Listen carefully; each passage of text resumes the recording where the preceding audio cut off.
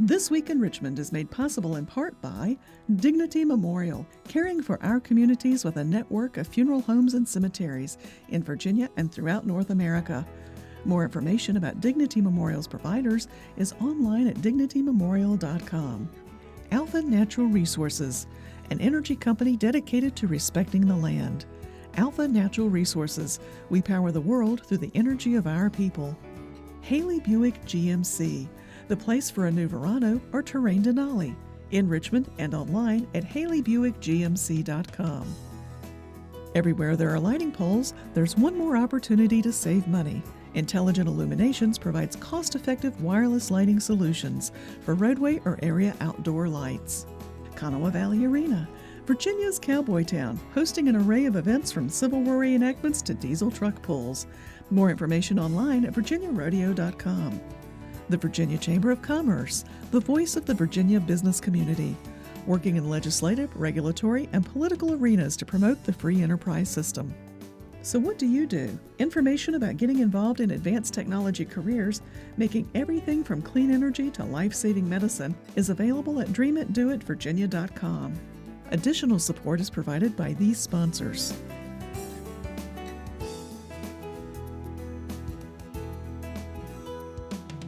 And by the members of Virginia's public television stations. Thank you.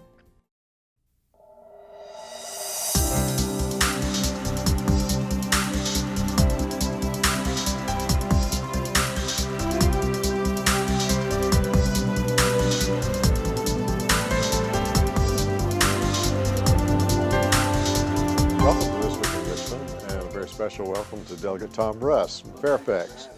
Just delighted to have you here. You've been serving in the House of Delegates since 2002. That is correct, yes. But that's only the beginning of your public service. So before we start talking about other matters, let the viewers around the Commonwealth know of your involvement in local government and your other work prior to serving in the General Assembly. I had a long tenure in local government. From 71 to 75, I was on the town council of my hometown, Herndon. From 76 actually to 84, I was the mayor.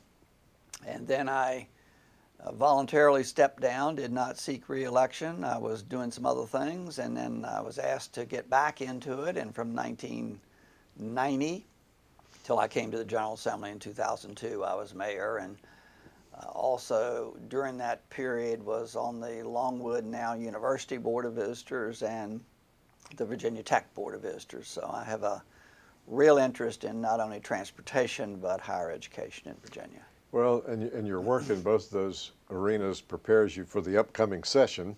Yes. Because the Speaker has already named you as the one that he will, I guess, officially name after Right. after you all are sworn in Yes. in January, but will be the chair of the House Transportation Committee. That is correct, and I was honored that the Speaker chose me for that. He announced it roughly a month ago, 45 days ago, and it's a big challenge to follow Delegate Joe May, who did an outstanding job and is retired, but I'm really looking forward to it. You know, as I was looking over that committee, as no doubt you have been, Yes. and others have as well, at least it looks like 5 new members of the Yes. committee, with everyone else staying, if they stay in place. And, Yes.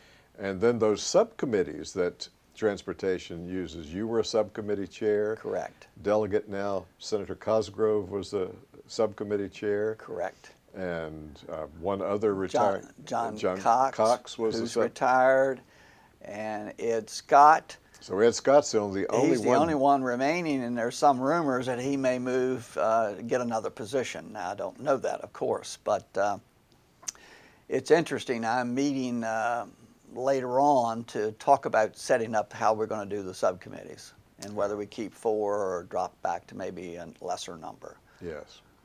Well, it's going to be a challenge with the long session, but Yes. But I guess you would be hoping that it wouldn't be the same kind of challenge on major transportation issues, since those were, should I say, solved in 2013, but there are bills already introduced that would seek to roll some of that back. There are, And you're absolutely right, David. I do think we quote unquote solve transportation for the next generation or so with the additional revenue that's coming in, which is much needed. And as you know, a lot of us worked a long time to make that happen. And that was done on a bipartisan effort. And yes, there are bills in to roll that back. I will oppose those and attempt to set them aside. Too much really hard, good work was put into, in my opinion, solving Virginia's transportation problems to take a step backwards. But it will be an issue and it will be controversial. Well, there's still some time, of course. We're having this conversation here in early December and before bills will be in. But are you at this point aware of any bills that will need to be introduced to improve or to help? I guess those who want to roll it back say they're helping, but, Right. but oftentimes there's some tweaking that goes on. And the Speaker has publicly said that he's very interested in doing some tweaks to the bill to put more technology in it and to use the resources more efficiently. He and I have not talked in detail about that, but I had indicated to him that I thought that was a step in the right direction. And then also, I will be putting a bill in to roll back the hybrid tax. As you may recall, that was in at $100. We reduced it back to $64. It was very controversial. And I have filed a bill to roll that back effective July 1, 2014 if I'm successful. And I've got a number of co-patrons on it already.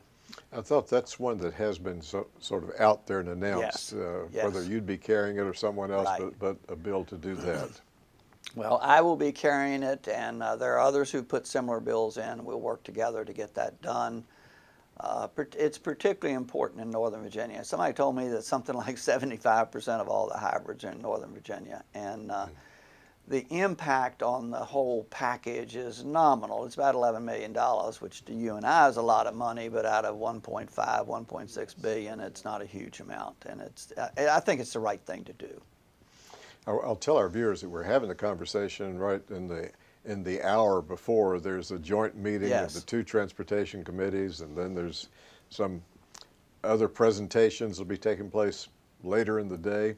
And one of the pieces of news that was out this morning was that we've passed a step as far as being in the environmental step, I guess, in the being able to widen 64. And so that was some good news, particularly talking about the portion from here in Richmond Yes. to Newport News. Yes. And so while that will not be done overnight because No. the funds aren't there to do all of Right. it, but that it will be a start and the environmental part's been approved. I was not aware of that, but that is good news.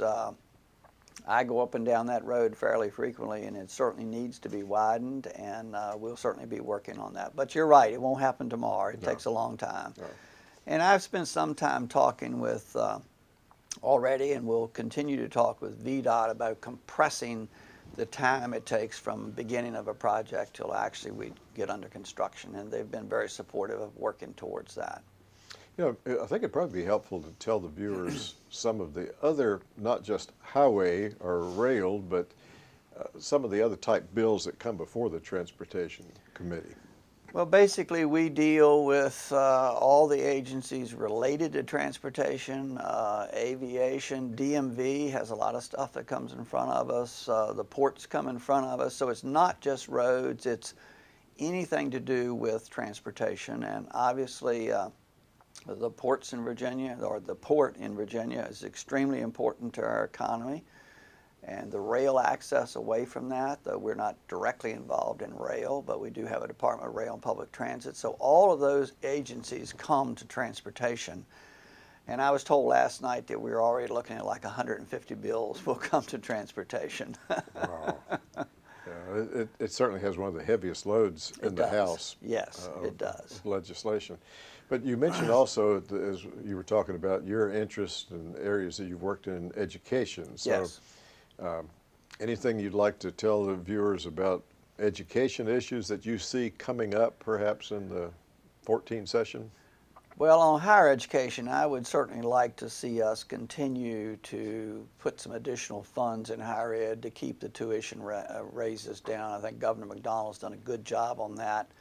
The last two tuitions have been the smallest in a decade, and I actually had the privilege, Governor-elect McAuliffe asked me to meet with him a week or so, 10 days ago, and we talked about that, and we both are very interested in STEM, science, technology, engineering, and math, because we really think that we're not turning out enough people in those areas, and that's so important to our economy. So we're already talking about things we can agree upon and work towards. We do need to, I must have become a strong believer in the community college system, particularly going there, getting the 2-year degree, the associates, and then moving on into the 4 years. So those are kinds of things that we've talked about. In K through 12, I think you're going to see a major effort in revising the SOLs there. Yeah, that appears to have bipartisan support. Yes, yes it does. Today, a youngster starting in our public school system takes 34 tests by the time they graduate. And I think we want to not only reduce those numbers, but we also want to introduce more quote-unquote critical thinking and comprehensive thinking rather than quote-unquote rote thinking. Yeah, just the multiple choice. The multiple choice. Right. But having said all that, K through 12 in Virginia, I'm very proud of that system we have. I mean, we were ranked, as you well know, David, a couple of months ago, 4th best in the nation. I'd like to be number 1, and we'll strive towards that. But it's a great public school system in Virginia. Now, there's some discussion about state universities, some of them perhaps coming public in name only. I've been seeing those, the acronym for that. Do you think there's interest in the legislature for state universities becoming public in name only?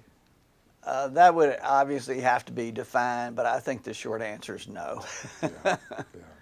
That they've been state universities for a long time. One of them even established by Jefferson. Exactly. And others that. There's been some conversation there. I think William and Mary talked about it a couple of years ago. They actually came talk to me. I was not supportive of it. As you may recall, VMI, the alumni of VMI looked pretty seriously at it 15, 20 years ago, and that didn't happen. I would say that would have a very steep hill to climb. Right. Well, any other issue you'd like to mention before time escapes? Well, I'm looking forward to continuing to work in a bipartisan fashion, and look forward to working with Governor-elect McAuliffe, and we'll be real interested in seeing what the budget looks like, which I guess we'll see in a couple of weeks. And of course, Governor McDonnell has done that, and we'll hand it off to Governor-elect. But I'm sure between the two of them, there'll be some tweaks, and that will probably be the dominant issue in the General Assembly, because at the end of the day, it seems like money drives everything. Right, right. Delegate Russ, thank you so much for being on This Week in Richmond. We look forward to having another conversation with you. Thank you so much, David. As always, I enjoyed it. Thank you.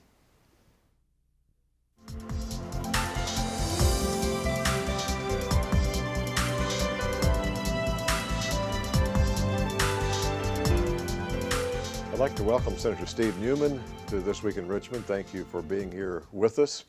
You began serving in the House of Delegates back in 1992. Yeah, it's hard to believe. Served there for 4 years, and now in the Senate since 1996. Yeah, that's right, David. So I see that in that relatively short time that you're 10th in seniority among the 40 senators. I am, David. It's hard to believe. And before we begin, I want to thank you for your years of service. You arrived before I did, and you've been serving the people of Virginia in this capacity with PVS for a long time. So we're grateful for that.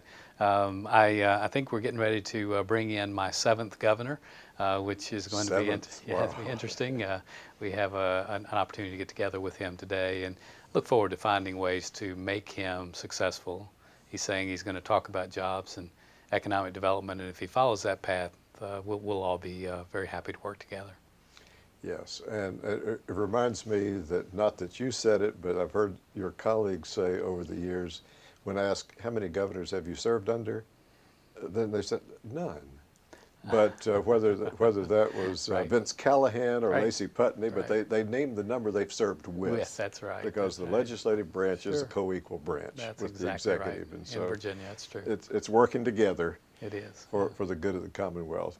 Among your committee assignments, a key one on Senate Finance, and certainly with the budget, that's going to be big, and then chairing the Senate Transportation Committee. That's right. So not that those are your only responsibilities, but those certainly are two of the major ones. They really are. You know, being the chairman of transportation has been a great honor. I've enjoyed it on both sides of the aisle. We have great support, and you know, we have wonderful senators that I serve with that are from Southwest Virginia and from Eastern Virginia. The Republicans and Democrats, it's not a partisan committee. It's one that we're looking out for what's best for Virginia there. I have made it somewhat my task while chair to make sure that customer service is the most important item. That has come about in a couple of ways. One, making sure that our DMVs are offloaded by making sure that individuals can go to the internet to get those services, and then onloading those DMV centers with other public service tasks.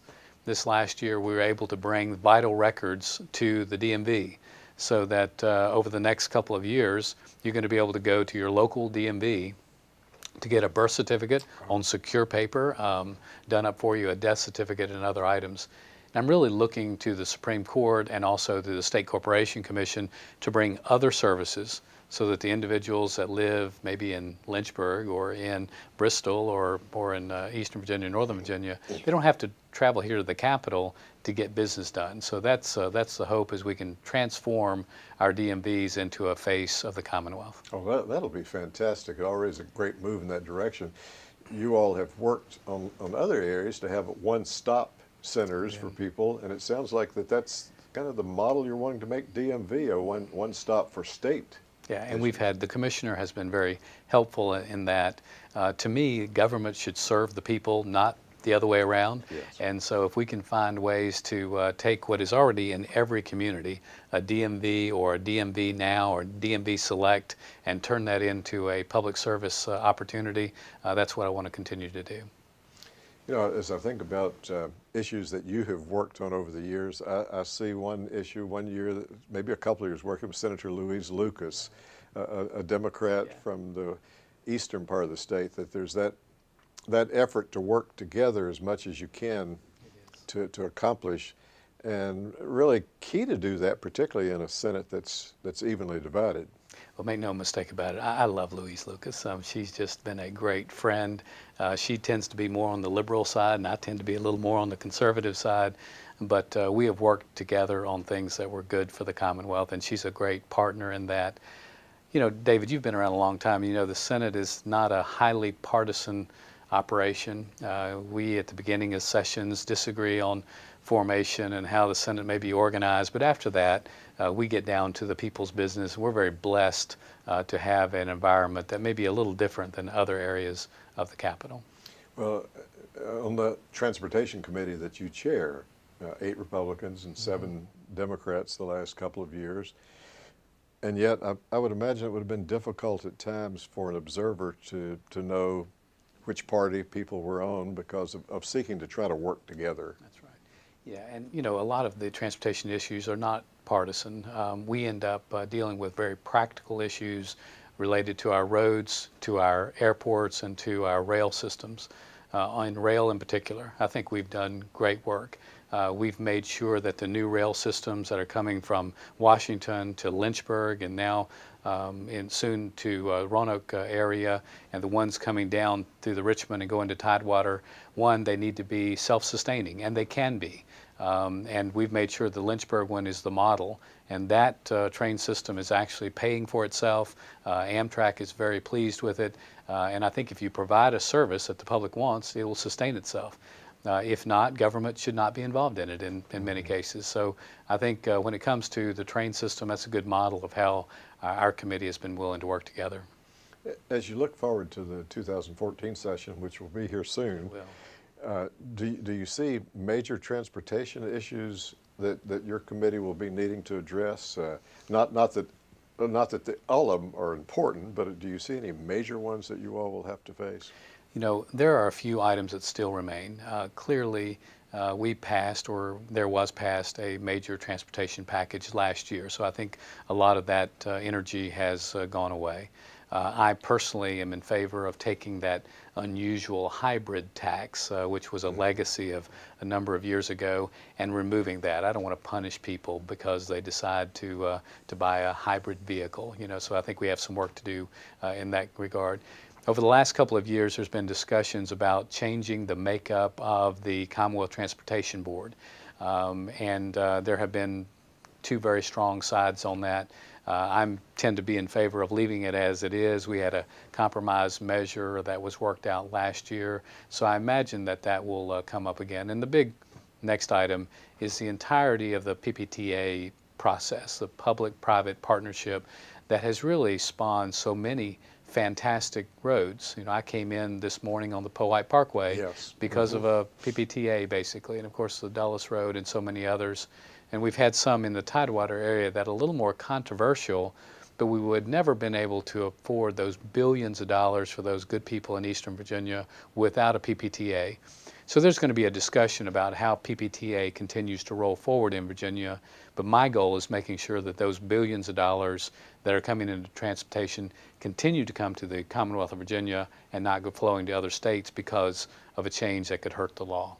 You know, with any of the controversy that surrounds those public-private, some of us can remember long before our time when there were entrepreneurs who ferried people across streams. There were ones who built roads, and so there's a long history of tolls, if we could use that word, for the service that's, if you want to have that service, then you pay the toll. You know, and I think the more we can get free enterprise into government action, the better off we are. They normally can produce these projects on time and on budget and produce something that the public's going to want to use. So I'm pretty pleased that we've had a PPTA that's worked, and want to see that continue to move forward. So what about finance? Budget will be certainly a big issue. Do you see particular issues in the budget that you think that will take some extra time for you all to work out? You know, I know that we're going to have the budget that Governor McDonnell is going to give us, and then there's going to be a caboose type budget that will come in from the McAuliffe administration. I look forward to working with them today even about some of those type of issues out there. But it's always a year of transition. The way Virginia does it, the outgoing governor provides a budget, and then there's another budget that's kind of laid over. So working with both administrations will be key, recognizing fairly quickly what the priorities of the new administration are, and see if they line up with the Senate Finance and the House Appropriation will be a good measurement, I think, of the next 4 years. I'd remind our viewers that we're having this conversation fairly early in December on the 4th. Yeah. Some of them will be seeing this over the weekend, just prior to the time that the governor presents his budget to all the money committees on the 16th. That's correct. And so that'll be the first chance. And then there will be public hearings. There will be. That will be conducted, and people can find those sites on the General Assembly website. If they aren't already aware of them, they can find out where they can go for a public hearing. They will, and generally there is one in the western part of Virginia, in Roanoke, there's one in northern Virginia and eastern Virginia, and here in Richmond. And I would encourage our citizens to go out and be a part of that, not just if you interact with state government in some official way, but also as local government or citizens. There are legislators there taking notes, listening to the public. So it's a good opportunity to get your input on what is the largest bill that will pass here, affecting billions of dollars. In our closing minute, any other piece of legislation you'd like to tell our viewers about?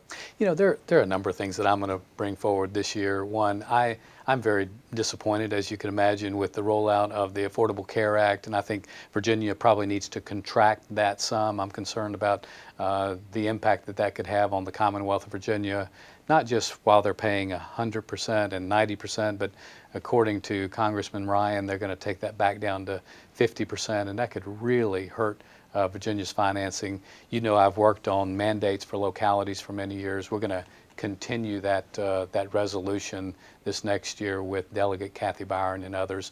And there's a number of other bills, but those are some of the highlights. Senator Steve Newman, thank you so much for being on This Week in Richmond, and we look forward to working with you and look forward to having another conversation on This Week in Richmond. Thank you, David.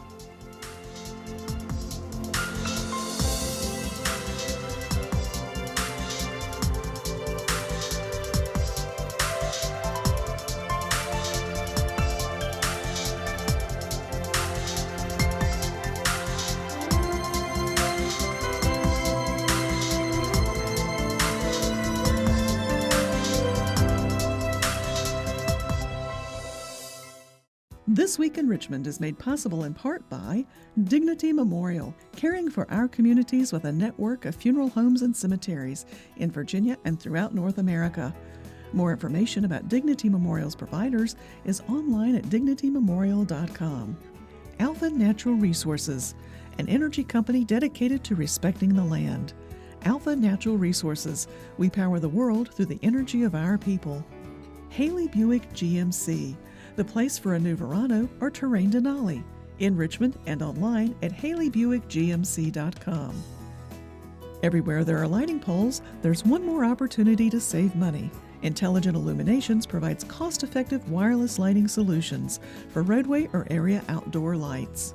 Kanawha Valley Arena, Virginia's cowboy town, hosting an array of events from Civil War reenactments to diesel truck pulls.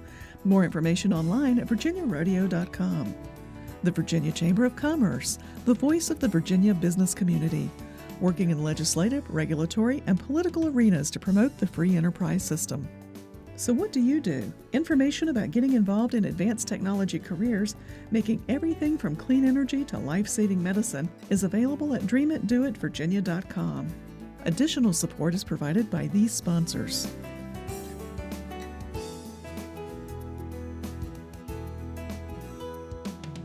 And by the members of Virginia's public television stations. Thank you.